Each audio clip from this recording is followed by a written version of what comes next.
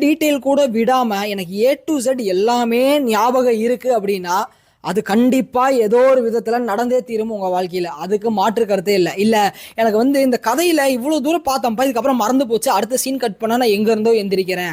சம்மந்தமே இல்லாம கனவு எப்படியோ மாறி போகுது. இல்ல இதுல பாதி எனக்கு மறந்து போச்சுன்னா, அது நிச்சயமா நடக்காது. அத விட்டுருங்க. நீங்க பயப்பட வேண்டிய அவசியமே இல்ல. நீங்க திடீர்னு நல்லா சைக்கிள் ஓட்டிட்டு போயிட்டு இருப்பீங்க. திடீர்னு பாத்தீங்கன்னா வானத்துல பறந்து வானத்துல கீழ ஆக்சிடென்ட் ஆகுற மாதிரி இருக்கும். அப்ப நீங்க ஐயோ எனக்கு ஆக்சிடென்ட் ஆயிருமோ யோசிச்சிட்டே இருந்தீங்கன்னா கடைசி வரைக்கும் நிஜமாலுமே ஆயிரும்.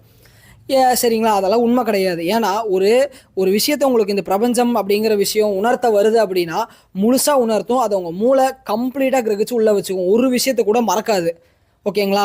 ஆனா இதுவே நார்மலான ஒரு விஷயமா இருந்தா அதுல பாதியோ கால்வாசியோ கொஞ்சமோ மாத்தி மறந்து உங்களுக்கு சொல்லவே வராது. இதை வச்சு நீங்க தெரிஞ்சுக்கலாம் அது கனவா இல்லை எனக்கு ஞான காட்சியா அப்படிங்கறது.